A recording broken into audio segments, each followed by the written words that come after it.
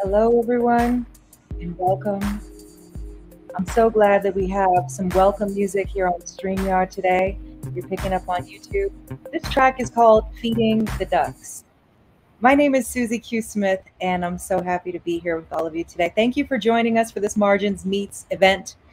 I work with The Word, and we're a nonprofit organization working to build a publishing community that will fight for inclusivity. Our mission is to promote voices from underserved communities and diverse backgrounds, to honor the stories of those who have faced adversity and injustice, and to provide a sanctuary space where these groups will see themselves in literature.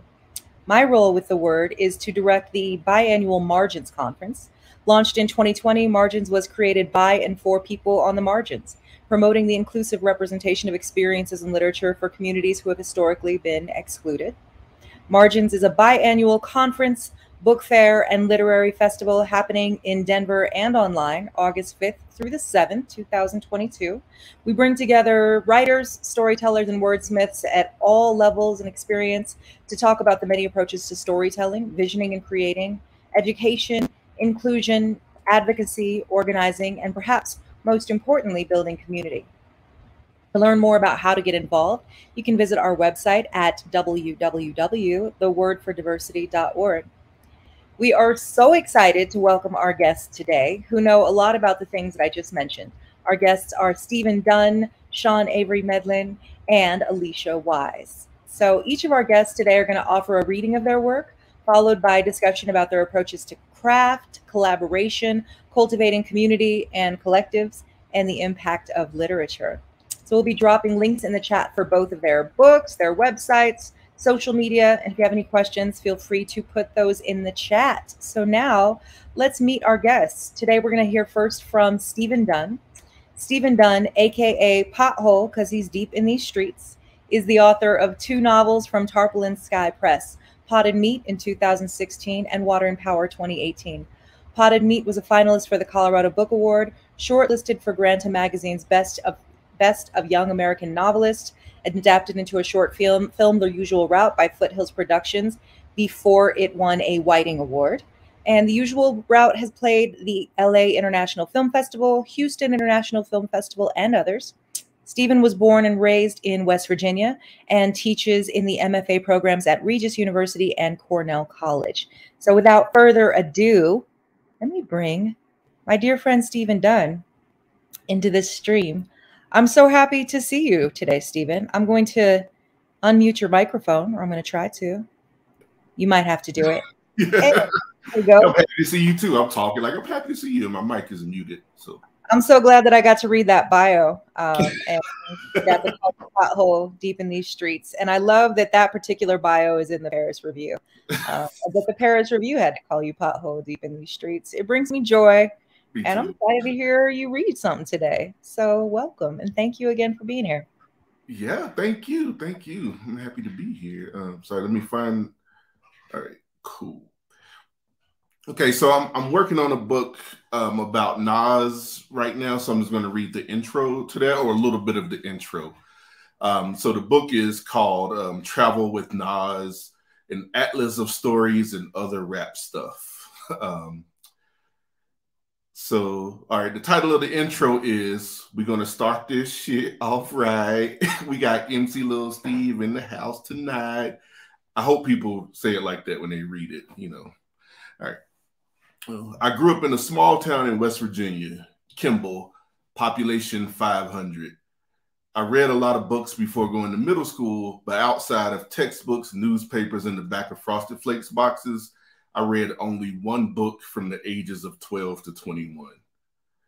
That was partly my doing and partly an institutional doing. Partly my doing because I cared more about math, painting, and maps. Maps and geography was my shit. Like, nigga, I always knew where in the world Carmen Sandiego was. I wanted to be on that game show so goddamn bad because I know them other kids couldn't fuck with me.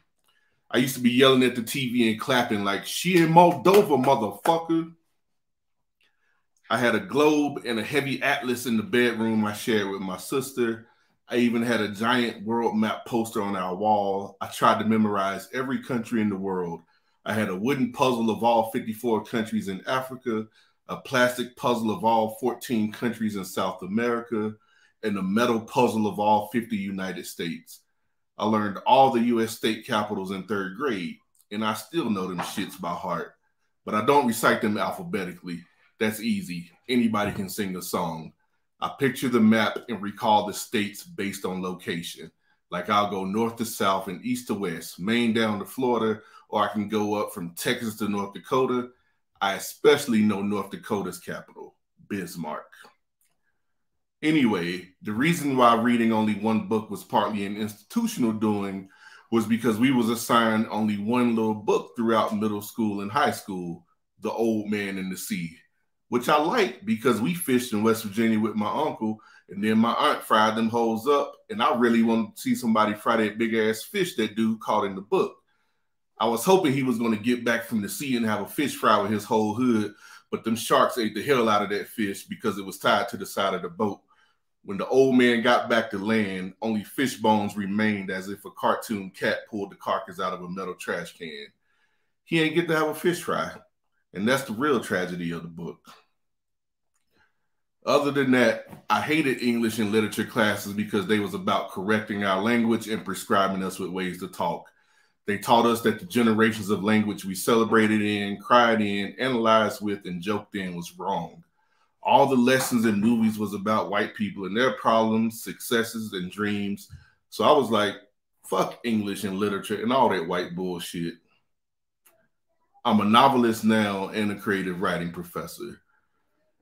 Even though it's what we was taught, it was fucked up of me to think of literature as only white bullshit because, of course, Black people have been writing about us, creating sermons about us, telling stories about us, telling jokes about us, and rapping about us. Rapping. Rap was about Black people and our problems, successes, and dreams.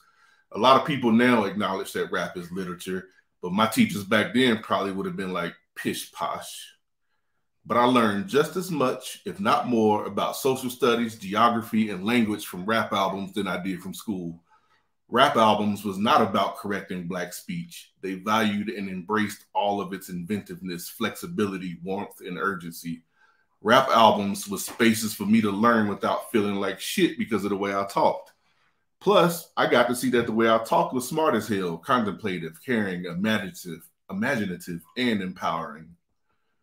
The summer after 3rd grade was when I first heard I Got It Made by Special Ed. On the video, it was him and a bunch of his friends dancing like a mug in the streets. Special Ed said, "I'm outspoken, my language is broken into a slang, but it's just a dialect that I select when I hang."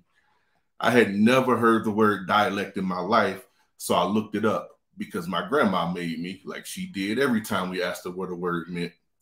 In the first verse, Special Ed said he had the gift of speech. So boom, that was it for me.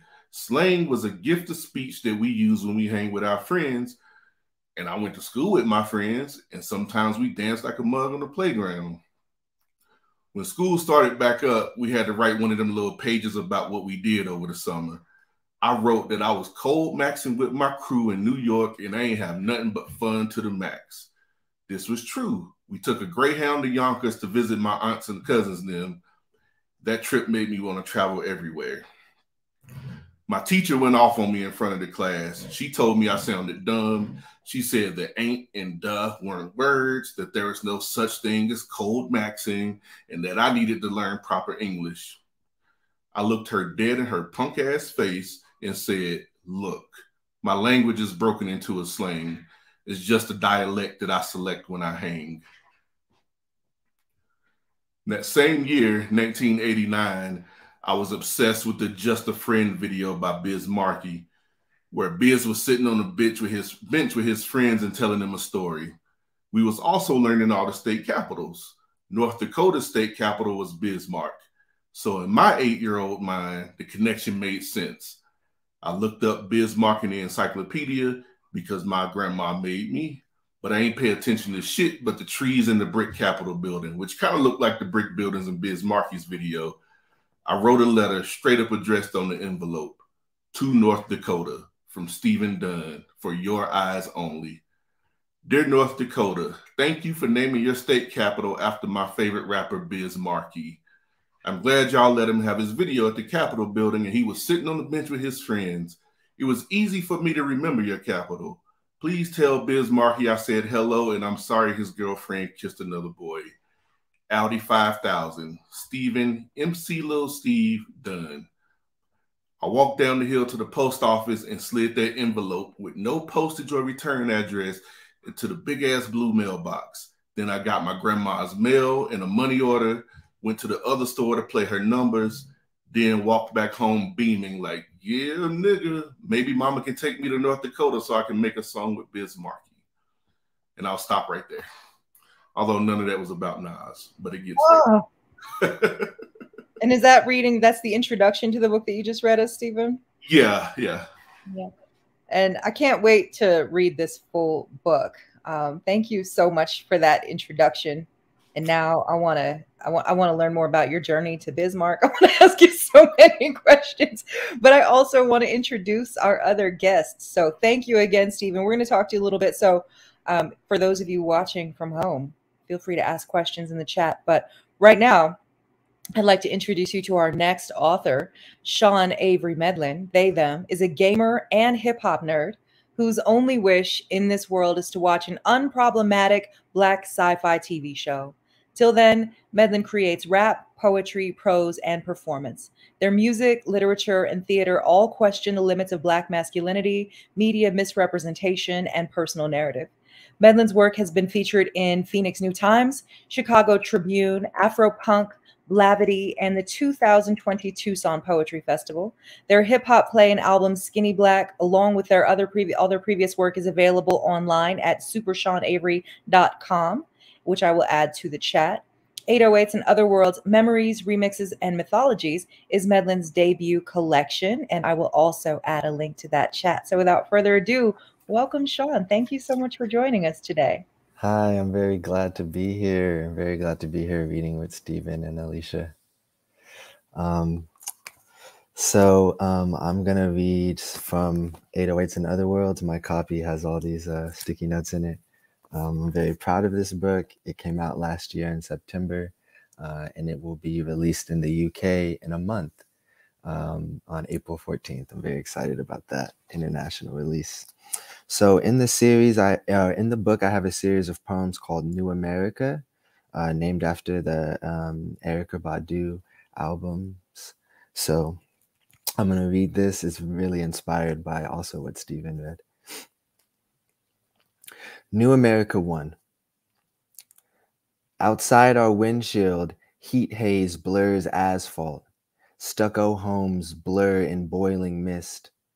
We cruise, blasting Erykah Badu's New America, passing metal birds on runways and orange-roofed homes along canals, stopping under traffic lights where cars brake and honk. The air conditioning hums, almost harmonizing with Erykah, her low voice goosebumping my skin more than cold ventilation. I stay woke, she sings to my father and me, and I too have longed to stay awake. After every listen, I have so many questions. Where are the scarily underwater scientists? Who are the children who made themselves invisible? And can I make myself invisible? We live in a new housing development. Arizona's suburbia is an oven. We bake beneath blue skies into one American pie. CDs play throughout the car and house stereo, morning, evening, and night. Spellbound by music, I hear the question, what if there was no niggas, only master teachers? There are no rappers that I relate to. Rappers are hood reporters, and I do not live in the hood. I live in a new housing development. If people who look like me live in the hood, then I am not like people who look like me. I enjoy hood reports, though, because they let me ask real questions, like when Yasin Bey raps, "Fuck the empire," and I Google search the empire on an old desk Dad gifted me on my 10th birthday finding the galactic empire from Star Wars, but also the dictionary definition of empire, and wondering if US military overseas bases are like imperial outposts on other planets, and if so, am I a rebel or an imperial? So I frequent Dad's CD rack in the family room. There are stacks and stacks of rap CDs, an entire library of music much more interesting than wiry armed acacia trees holding tufts of green leaves, sitting alone in rock yards with few weeds, maybe an anthill for company. I quickly pick up three things. Boys who look like me cannot be worn. Instead, we must be cool. Many things maintain a Black boy's cool. Luxuries, money, sex. Cool Black boys are born in trenches. Blackness is a chasm. I begin to think of Black girls and their place in hip-hop music. My sister would lie down on our carpet and sing hooks while I stuttered through verses. Rarely did we hear girls like her on any part but the chorus, outside of Miss Lauryn Hill and Erica. I think of my lost second grade friend, who Common called subhuman, bound to be bound by twine and burnt. In a circle of faggots, your name is mentioned, Com accuses. I used to sing along to that lyric until I found where I am, uncomfortably squished in binaries that blister and buck one's sense of self. Every reflection of me told the same story. Dead, jail, drunk, high, fist, gun, rock, fly. Even Black Star's KOS felt more SOS than BIBLE, basic instructions Black folks live out eternally. As a young person with one friend of my complexion on the block, whose dad was also military, I concluded that because the Soul Quarians, the Roots crew, and Usual Suspects said so, it must be true of my folk.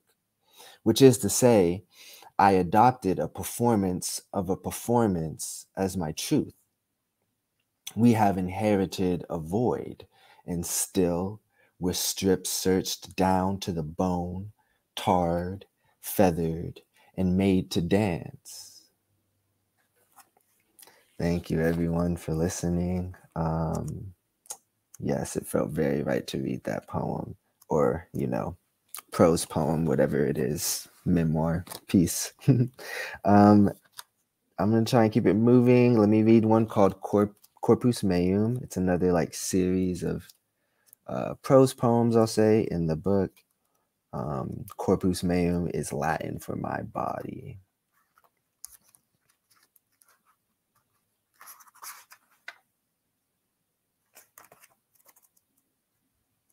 Okay.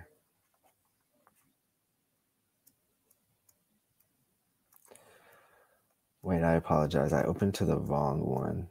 There's 5 of them in the book. I'm very sorry. Please be patient.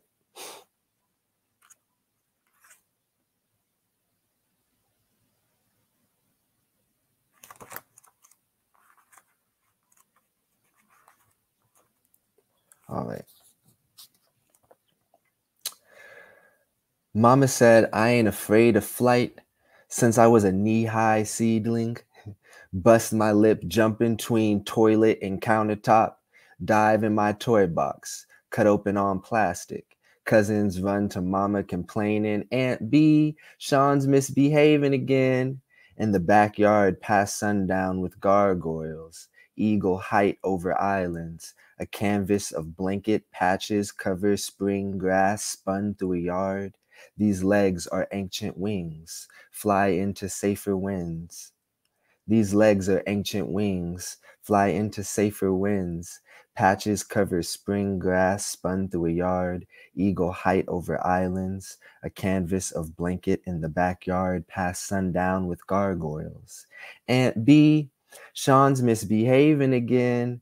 Cousins run to mama complaining. dive in my toy box, cut open on plastic, bust my lip, jump between toilet and countertop. Since I was a knee-high seedling, Mama said I ain't afraid of flight. Thank you. And I'll just read one more. I'll read a bit of a love poem titled Suit of Wands. Again, thank you for having me. I'm really, really excited to hear Alicia read and to have this conversation with everyone. Okay, Suit of Wands. Will you come back home? I don't know where to go. 3 bowls deep, I'm gone. Cigarette butts litter the lawn. The scent of you's a song I can't forget the words to. Your fingers in my palm as sheets sink into whirlpools. We're let loose together like children in a maze or a maze. Graze my lips, kiss my face, open our eyes, embrace. We ask the cards how to grow. They tell us, be patient and go. Plant seeds, water, wait and sow. New decisions replace the old. Our laughter is a starling sky, a flock in whirling waves. You believe choosing to leave is nothing more than fate. When you return home, I'll be courting healthiness. Day and night, this well-lit room will witness daily discipline. I can't just escape through smoke. There's not enough trees unburnt. Pillowcase, blanket, porch step. Each is a site of our little deaths. If this is my last life on earth, let me be at my best. You push, pull, test, correct. If this is my last life on earth, then I will gladly synchronize our belly breath. If this is my last life in flesh, I'm honored to consult your deck. Thank you. Oh, Sean, that was such a beautiful reading. Thank you so much. Yeah. I think one of the challenges about reading online is you can't hear me holler at you. Yeah. I just came in with a very deep exhale. That was for you and your poems. Thank you so much for those. And I can't wait to get into this conversation too, because I'm already just like, but, wait, we're going to, there's so many things to talk about. So thank you. Thank you again for saying yes. And thank you for sharing those poems. So we're going to introduce our third and final guest today. And I'm really excited to introduce Alicia Wise, who I met in a venue in Philly many moons ago. And I don't exactly remember where it was, but I know that it was hood enough that the cab driver did not want to take me to it. And that's where we first met some years ago. So let me introduce you to Alicia Wise, who's an award-winning published poet, educator, and speaker from Camden, New Jersey. Currently residing in LA, she is the founder of Spoken Literature Art Movement and the director of program development for Street Poets, Inc., an organization mostly serving juvenile injustice-involved youth with mentorship and arts programming. Alicia's been featured on platforms and in publications such as OWN TV, BET, LA Times, Bustle, Afropunk, PBS, BuzzFeed, and more. Other collabs include the ACLU, the Shabazz Center, the Nantucket Project, Brave New Films, and the Google Interstellar Project. Ron Howard once said about Alicia's work, very powerful. So if that's not a stunt, I don't know what is. Welcome, Alicia Wise, and thank you so much for saying yes. How are you feeling today? I'm good today. Thank you for having me. I appreciate it. Thank you for saying yes. I'm so excited to hear you read some poems. Yes, yes. And that spot was probably Just Words. Shout out to that's the one. Just Words. Yes.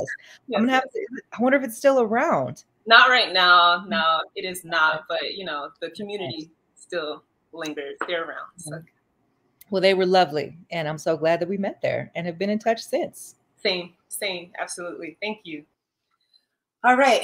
I'm gonna get into these poems, y'all. Thank you so much. It is an honor. Suzi, Steven, Sean, your poetry, I'm nervous to follow, but I'm always nervous doing poems, so it's all good. Keeps me grounded a bit. So I'm gonna do these 3 poems back to back, and let's see what happens. The first one starts off with a quote from my older brother, Daryl, aka D Brace, and he says, we're from a community called Parkside, so he said, that's Parkside right there. She ain't going nowhere. She ain't going. My brother Brace got bars. Thanksgiving, gather around mama's kitchen, and he don't need no liquor to be lyrical, but a little Henny is how the boys from the block get free. How the boys from our side die without dying. Tilt the head back and ain't nobody thinking about suicide. Tonight, I swear my brother Brace got bars for life, yo, and I can make them famous. Everyone and no one knows a brother like mine. And that's because the cops and the television just utilized another of ours, just preluded another documentary for someone wealthy to write, and so many fit the same Black man description boxed in our screens. So if we gonna scream tonight, if we gonna put our hands up in the air like we just don't wanna know death no more, then I'd rather surrender to a familiar sound. I'd rather make the boy famous for the truth he writes, the boom bat on the desk, chest, kitchen counter, the burn of brown down the throat. I'd rather there be pleasure where there's pain. I'd rather he be famous for that part. Tell us about your dreams, Brace. Get so drunk you drunk cry and reminisce about that time you spit the best thing you ever wrote, and we can never give up on that sweet sound, that yo, that spit that shit again, that hallelujah. Somewhere in Parkside, we all sing hallelujah. And that's because the television just eulogized another of ours, and everyone and no one knows why we all sing and sip and spit and go on trips like waves, like vibrate, like feel something. Somewhere in Parkside, God is a grown boy ciphering what they refuse to decipher, talking about D-brace niggas, D-face niggas. My attitude changed when I see snake niggas documenting our gospel, calling his people home. All the boys from my hood are angry, and I know their secrets. All the boys from my hood whistle when I walk by, call the boy who don't whistle. All the boys from my hood like to be called a man. All the boys from my hood want a girl to pretend to be a woman. All the boys lean against the barbershop on Hatton Ave, the wall with all the bullet holes. All them boys could be gone today, but all them boys too tough to say, I love you. I love you, man. I love you, bro, cause that be gay, nigga, cause that ain't cool, like correct, like come on, like God wouldn't like it, like lady on lady. Nah, my Bible said it's different, like what? The boys from my hood pray to God when big homie take a hit. Prayer hands and white tees don't apply to the queer boy, right? Huh? All the boys from my hood are trapped inside a glass house their great-great-grandfather built. They so stuck, so stiff, so set, I guess, but I know their secrets. I keep them locked inside my jaw when a straight boy demands a number, and yes is the only safety I know. All the boys from my block need a booster. All the boys pull up in AMA and push-ups and punch shit and punch walls and punch women and drink the bottle to the bottom. All the boys empty. All the boys ain't hug another boy with the lights on in years and never. All the boys from my hood wish to represent. All the boys say, hey, yo, keep that gay shit over there, like they gonna catch something. Well, what you got your hands out for? I know their secrets. I know they weep. I know they seek and open when the door locks. All the boys do not represent all the boys, but they like to take up enough space to feel, but not feel. All right. I wish I could write about rain, about the summer sun dawning and dipping, about flowers, friends in flower fields skipping, about skipping my favorite song, to never tire from a glorious sound. I pray for a poem that sounds like what you may believe a poem should sound like corny, like joy, perhaps nothing but joy, without thinking of the lack thereof. But I seem to say rain while fearing the flood. I seem to see the sunrise and can't lose sight of our fallen sons. Children is a metaphor for flowers without the luxury of wilting in private.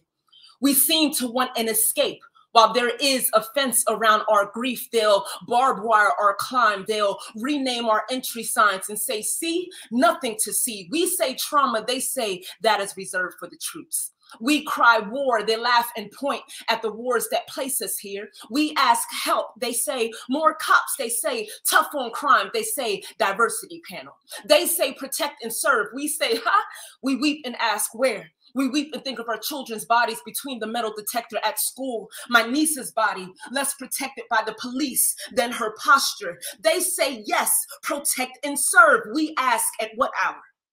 Before or after we filed the first report? Before or after the spill of bones becomes dust in your file cabinets, a collection of the ignored used only to enact more power, a collection of the ignored with no joy, no metaphor, no pretty pictures. They say they're in a hurry, we say never. You can't arrive fast enough to an event you choose to unsee. I am naming myself seen despite. I am naming myself a colorful synonym when the grief is too much. I am mighty enough to imagine the absence of pain. I am not magical ever enough to erase it on my own, to pretend pain is a spill and quick clean here is to be shoved off a boat and wait for that same boat to come save you. It's telling my auntie, whose firstborn was shot and killed in 2003. It's telling me, who suffered an assault at 15, 16. It's telling my brother, who is learning to live 9 years after a false conviction. It is a spit in the face to all my students, my people, those of us who lie awake at night, who know violence like we know our grandparents' absence or hands, to be told the only way to release our ache is to praise further punishment, is to pressure cook, is to pay raise. And there is a metaphor for that in these poems, but the only true synonym for harsher punishment is our deaths. So when I dare write of flowers, I am literally skipping in my mind. I am trying not to spill from what is inside. I am trying to imagine a freedom owed to the parts of us that feel too lacerated to heal. When I dare write of flowers, I am dreaming of a replanting and uprooting of a system that pushes prosecution as protection, that builds our caskets and asks us to appreciate the design. When I dare write of our right to be a free body, unfolded out of the malfunction that boxed us in. I am exercising our right to be great. I am exercising our right to exist without fear of what makes us feel like we have no right to. When I dare to, when I fully write a beautiful poem one day, without the makeup, it'll be because we became the poem I wanted to write. And we demanded, and we demanded, and we demanded, and we demand, and we demand nothing except what is simply free and possible here. Thank you so much. Now I'm gonna try and talk, but what had happened was that I was crying to your poems, and so I just want to say thank you for that. I'm gonna get a little composure if I can. Thank you. Thank you so much for your poems. I'm going to bring back our guests so that hopefully somebody else can talk right now, because I'm like, woo, a little bit just so incredibly moved right now. This is, I just want to say real quick, my squad fresh.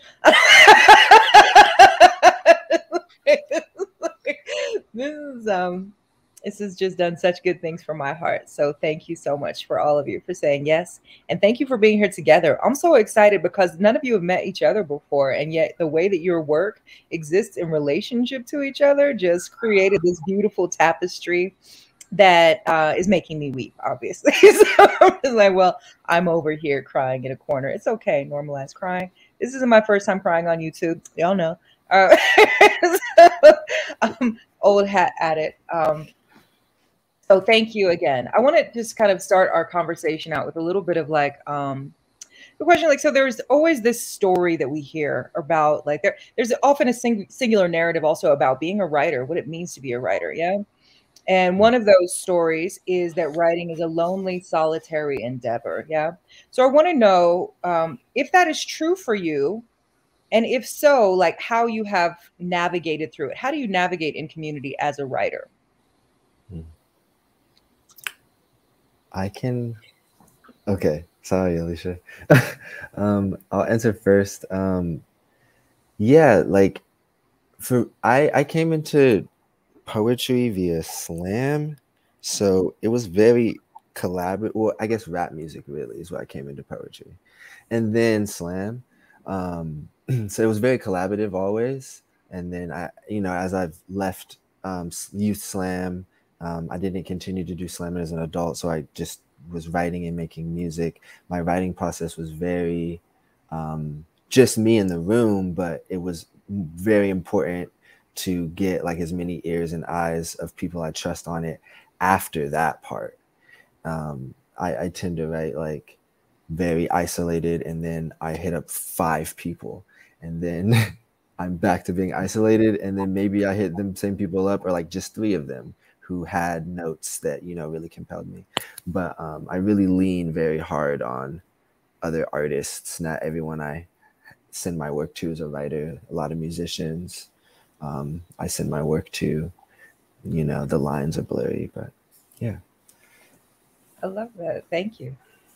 Yeah, I think my poetry process mirrors my life process a lot. Like, I was a very not super isolated kid, but I like my alone time even to this day. So when I first started writing poetry, it was a very alone process. I was inspired by a movie, and I just was, you know, showing a poem to adults in my life, and they're like, "Oh, that's so great!" And it was just a solo process of even being like, "Oh, that's the poet in high school," or "She's the one who does poetry." It just felt like I was very alone in that world. And I think when I was young, especially in high school, early college, I got a little arrogant with it. Just like I remember the twin poets coming to our high school, and they were giving me feedback, and I had the nerve to say, "Yeah, that's cool, but I don't write like that." And then, you know, I get older, I'm maturing more. I'm teaching a lot of workshops. I think I teach way more than I perform now. And I realize I can't give what I'm not willing to receive. And one of the things I realized even growing as an individual is I'm still very isolated, but community is important. It's powerful. And that has to reflect in my poetry process. And the more I lend eyes, I'm lucky that my partner, my husband, is a writer. So I automatically have someone who can look, but just leaning on community. I learned a lot of that in LA. And I only say surprisingly, because I didn't know about this community before I got here, but I had people to embrace. And okay, I'll check out your poem, I read it. And even Philly, I didn't really have people who said, I want to read the poem, but it was something about that community that I had to think, like, community is important when it comes to just growing in general as an artist. So yeah, my poetry process just reflects how I'm growing as a person. So I say that to say, I need community if my poems are going to grow. I want to know what movie. Poetic Justice. Hey, I've been inspired more by like pop or like music and movies and stuff. It was Poetic Justice, and then my biggest inspiration to write poems was like hip hop and Prince. You know, I love people who fill up a stage. I love people who can take up space in a very good way, positive way. So yeah. Thank you. And Steven, how about you? I mean, I just heard you give a keynote on this very subject, so I'm happy to hear you. Oh yes, Shara mentioned my squad, the Soulquarians, Native Tongue. So I've always been influenced by collectives instead of not instead of community, but as a difference from community. Like, I think communities are sort of formed by default. Like, there's like Denver writing community, or you know, the African American community. So I've been like more creating these collectives which feel more intentional, like aesthetically, politically, and things like that. So, and I write with, you know, my collective, and we all sort of help each other out, edit each other's work. And so the writing is like a straddle between like being alone, but also writing with people. And I grew up in a big family, and I always loved when everybody's just around, like telling me stories over years too. And like how everybody will share a story and how everybody create a story. So then maybe like the following year will be about last year, how they were telling the stories last year. So it's sort of like, it's weird to say like I'm applying this like academic language to it, but like sort of like self-contained critique of the performance, right? While telling stories like in a family. It was just so cool, and I always loved it, you know. I've heard that phrase collaborative overlapping, which describes, I think, a lot of the ways that people of color operate in language, where it's like not really interrupting, but contributing collectively, like the way the Black people watch movies. You know? But it's a shared experience, right? It's not just receiving content. We're also contributing to the content. If someone's not telling the story well, we will help you tell that story better, right? In the middle of the story. Like, nope, that's not how it went because I was standing over here and so you forgot the part where, right? These are the things. It's a very collaborative way of being, right? Yeah. So we have a question from Megan Berry, and she says, Steven, you describing the things your teachers said made me feel so valid. How were you able to overcome those oppressive words and not allow it to shut down your desire to write? Well, I was in elementary school, and so it was like I had rap. That's what like made me feel empowered, and like that was places where I learned. So I was like, these are the people I'm learning from, and I learned from my family who talks like the way I do. So that's how it started. And I was never a writer until I was in my late 20s. I was always a painter. So it was easier for me to sort of disregard those things. So like English or whatever, that's not my jam anyway. That's like I paint and draw.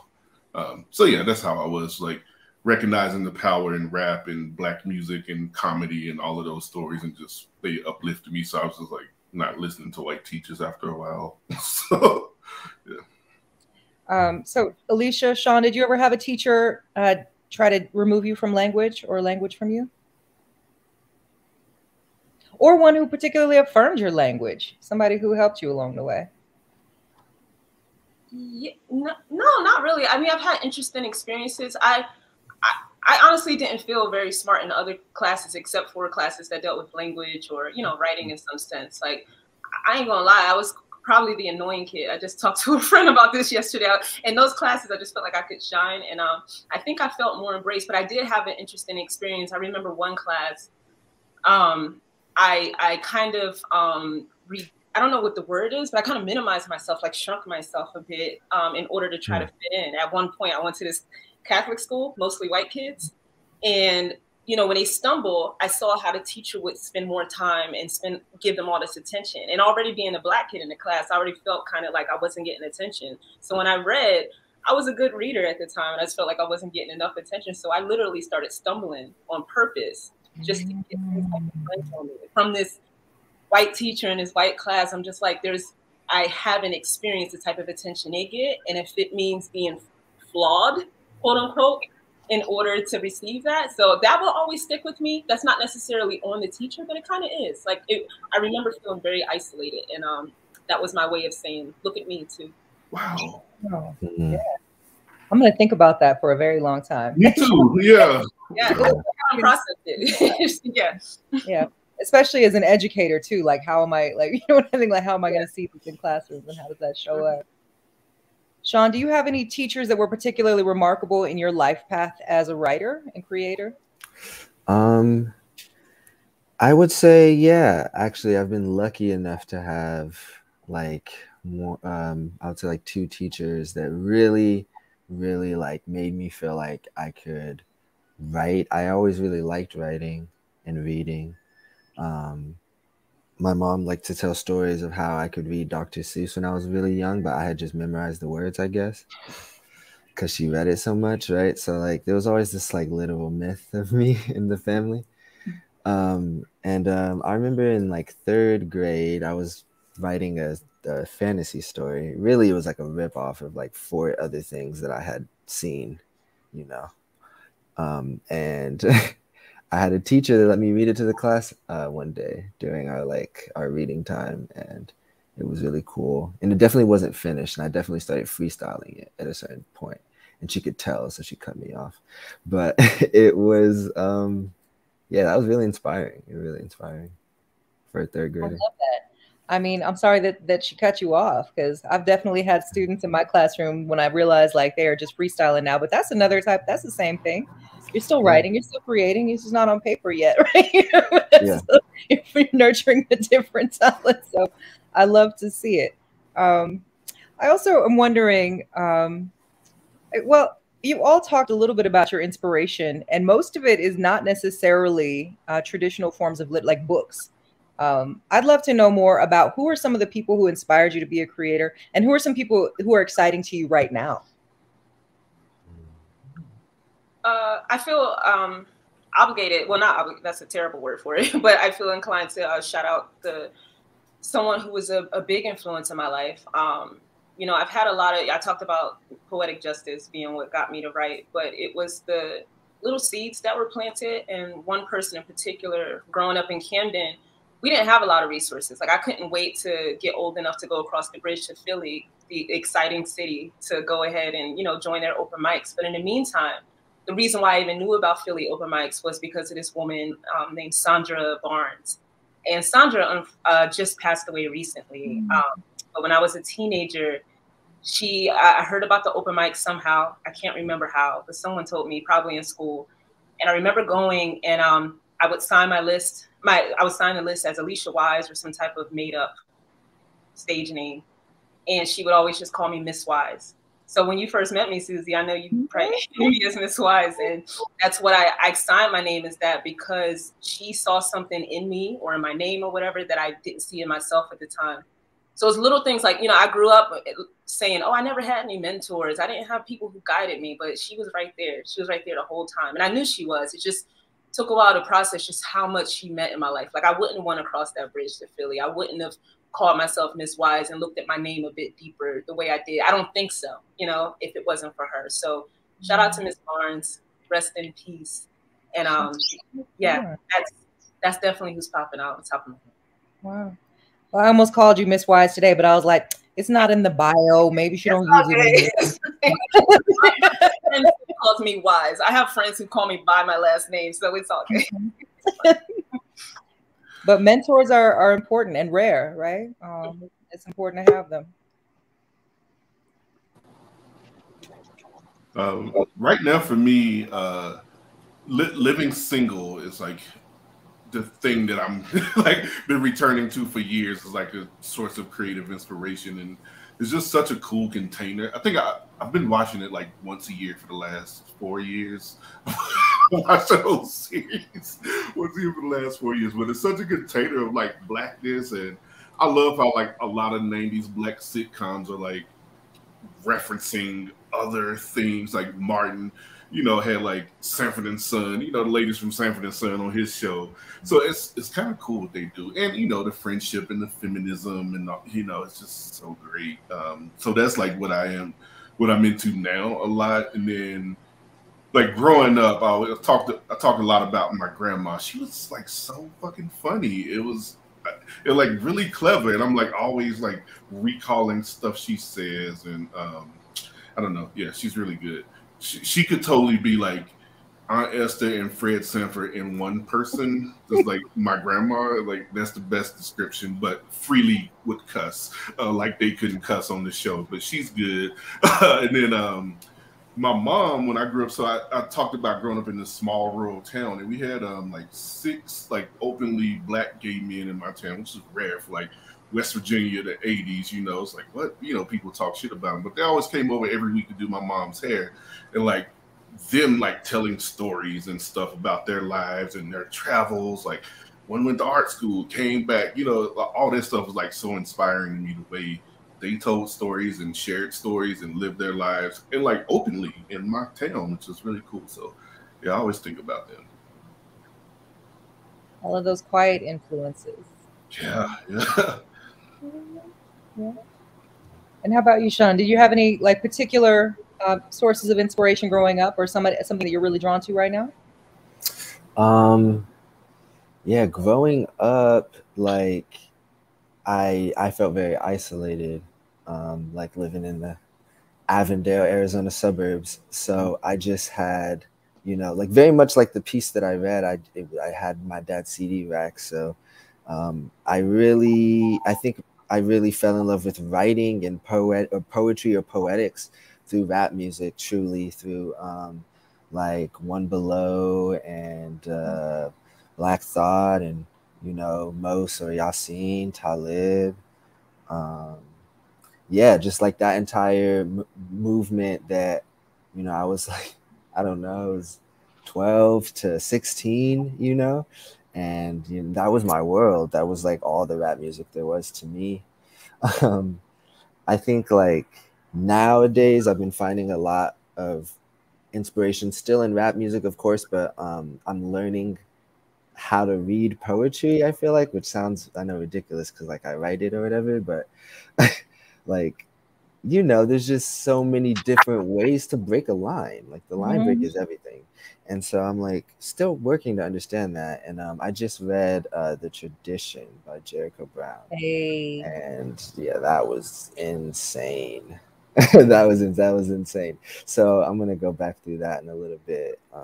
And I've also been reading some Robert Hayden, which is nice because I've heard his name a lot and never really gotten a hold of any of his work. I started going to the library. That changed things too, you know. So yeah. The library. I think that there's a lot of, I mean, poetry is such a big house, right? And there's so many rooms in it. It's you can be opening doors forever and ever and ever and still not see all of them. You know what I mean? Like it's something that you can continue to pursue learning. So thank you for sharing your inspiration. I want to know, like when you're thinking about who inspires you, what excites you, what interests you, what's your dream collaboration? Ooh. If you could make anything with anybody, living or dead. So you kind of open the doors for me to humble brag a little bit, just a little bit. I don't usually get a chance. But my dream collab really is to get on somebody's hip hop album, a hip hop artist who I respect. I love hip hop so much. And I've been trying to manifest it for so long. But my dream, my biggest dream is to like collab with Prince. But low key, I got to connect with Prince a bit. I wrote a poem about Prince. And, you know, a lot of my friends know, but I didn't really make it a big announcement, but Prince had tweeted me about the poem. So my favorite artist of all time heard my poem and tweeted about it. And I wasn't sure if it was actually Prince because I'm like, you know, these celebs, they got teams. I don't know. And I got a phone call one day during a poetry practice, a slam practice. And I go outside. I'm like, who's this? And they're like, yeah, we're with Prince. And basically he bought the poem. So I just got to, yeah, thank you for giving me a window to tell that story. So that's my dream. I feel like I already lived. At that point, I'm like, I don't need to do anything else. Nothing else. And it was definitely him who heard the poem. It's like, it was him who tweeted that. So I kind of lived my dream already, but to be on a hip hop album would be amazing. Any hip hop album, really. I don't mind getting on a trap album, anything like that. I'll do something. Yeah. We all community. Yeah, I got you. Like getting that Ursula Rucker, right? That, you know. Yeah, yes. Shout out to Philly, shout out to Ursula. Yeah. I got you. Yes. Yeah. Steven, how about you? You got your dream collab in your mind? Yeah, I do. I want to like along with this Nas book I'm writing a travel show like to pitch to Netflix or something where like me and Nas doing like this rap travel show to like just travel around the world in some cool ass clothes and talk about rap. Super stylized and shit, like riding on the train with our hat boxes, you know, some shit. Right? Like I want to do that.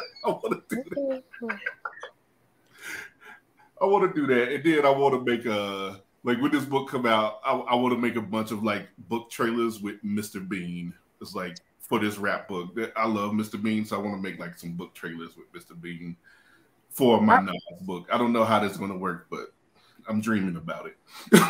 I'm a little mad this doesn't exist already. I'm just like, when can I get Mr. Bean and Nas and Steven and some hat boxes on a train? Like I would watch that right now. I'm gonna cancel my day. Like this is what we're doing. I can't wait for this to exist. I love this dream too. And I can't wait to hear Alicia. Also, you know, for the MCs out there, Alicia wants to be on your album and you already heard her spit. So, I mean, just go ahead and hit her up. AliciaWise.com. Boom. Do it. Sean, what's your dream collab? Ooh, okay. So honestly, Steven and Alicia's answers really encouraged me to dream much bigger, to be honest with you. I was like, yo, like collab with Prince, Netflix show with Nas, like I'm not dreaming enough.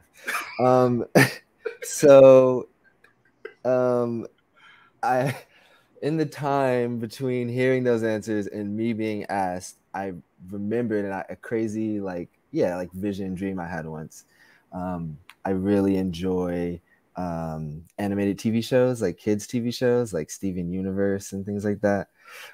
So if I could like write for a show like that, and it includes, you know, there's a lot of it's hip hop aesthetic, and you know, like of course anime style animation because it's just the generation I was born in. But the collaboration part is Kid Cudi does the theme song. That would be so hard. Kid Cudi is my favorite. Oh my God. Yo, I know. Yes, that would be great. I love that you've sent this out into the world. Like, hopefully someone will hear and go like, oh, we should be contacting these people. I love these ideas. I want to watch this show. I'm like, what? Yes. Steven Universe plus Kid Cudi plus Sean Avery Medley. Yes, absolutely. I will watch this show. I will listen to this album. I'm very excited about it. And I feel like it should happen. Sometimes I think people's imaginations get very limited, right, around what we can create. And I think that's one of the things that's really useful around being a person with a marginalized identity who's never really been welcomed into the traditional spaces, right? Because then we just have been working around them since forever. And so we just make what we want because those rules don't really apply to us, because the rewards don't really apply to us most of the time. And so it's just like we just make the thing that serves us. Also because we need it, right? Nature abhors a vacuum. So we make the things we need. And I hope you all get to make these projects. I know that it's not necessarily possible to make a collaborative album with Prince right now. But there's work in the vault we haven't heard yet, I bet. You know what I mean? Like, yeah. You know, I feel like it's in there. So we do have some questions from the audience, and I would love to know. So to everyone, how do you write about Black joy without the despair that always seems to taint it or haunt it?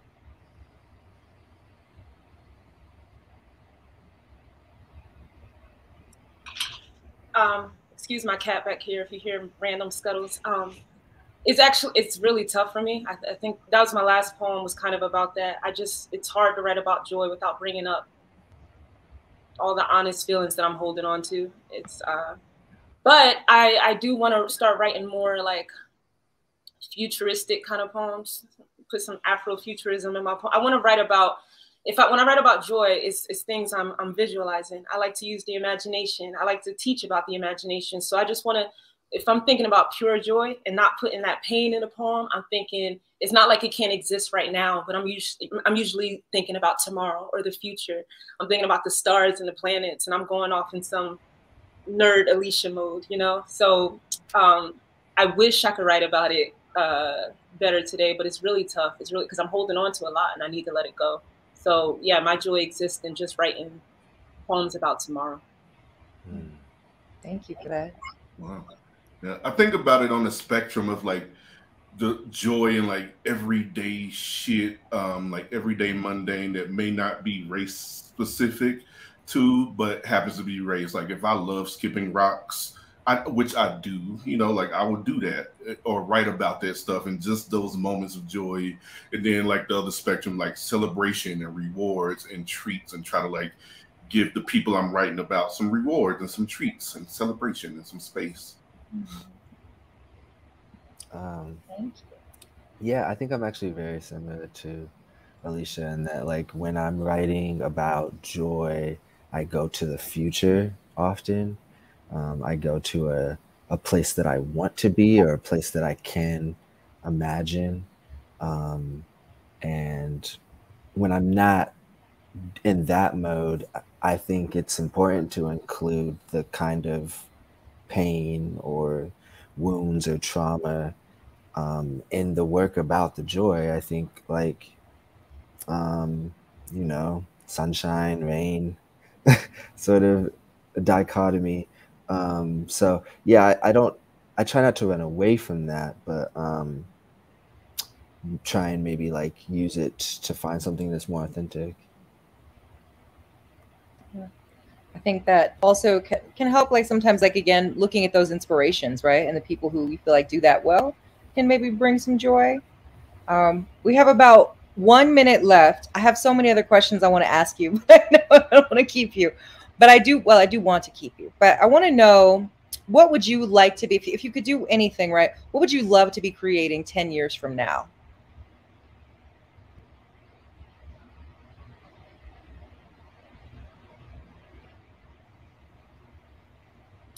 That's a tough question, because my imagination just changes shape all the time. But I would say, if it's based off of how I feel right now, one of my priorities right now is just to continue to create spaces I often am very harsh on myself about like that part of me that always wants to do something but doesn't know how. But I do know how to create space. Literally, my home is an open space to our community out here. It's like, if you need a space to go to, we got you, you know? I have a thing that called Black Women Necessary, that I invited just all Black women to come and to be in space together, youth, so the point is, it's like in 10 years from now, I can't imagine I wouldn't want to continue to create those spaces. Even when it comes to events, it's like when I'm doing events, it's like I want to be open to the community, how much I afford or not, things like that, So yeah, I wish I could answer that better, but I just want to continue to create opportunities for people to show up who they are, how they are. Yeah, fully. I love that answer. Thank you. That's a great answer. Creating spaces. Steven, Sean, you got some ideas on what you want to be making 10 years from now? I want to do like an Etch-a-Sketch mural, 100 Etch-a-Sketches as a mural. I want to try that one day. We'll see. I love it. Now, would you, if it's displayed, is there a way to keep people from messing it up? Yeah, there's ways you can like preserve the image. You got to like cut the. It's complicated, but you can do it. Yeah. You can do it. Okay, I support this. I want you to start writing those bids. Like, get it. I want to see it. Yeah. And I want to come to the residency that you create, Alicia. I've just decided in my brain that you're going to create the Black Women Residency. Like, boom, that's when I'm coming. So, Sean, to close this out, what do you want to be making 10 years from now? Yeah, thank you. I think 10 years from now, it would be really cool to be making stuff for children and for young adults. I feel like that's like another place that also really inspired me when I was a kid. I read all the Percy Jacksons, the Harry Potters, the Artemis Fowls, so I want to do that too for young people, but I think also maybe like go more into television or something like that, or even music, like do a lot, but yeah, something for the kids. Yes, I love it. Something for the kids, because what we do is for the children, just like Wu-Tang. And on that note, I want to thank you all again for being guests today. Please support the work of these authors. If you're watching this at home later, after when we're no longer live, you can still support their work. So the links are in the comments for all of their work. Please buy their books, buy their albums, support their dreams, hit their Cash App, etc., etc. Just show them your love. Follow them on social media, etc. To show them some support and thank them for their work. Thank you all for being brilliant and kind enough to be here today. I appreciate you immensely. I have been Suzi Q. Smith. I shall remain Suzi Q. Smith for a while. And thank you again for being here at this Margins Meets event. This is great.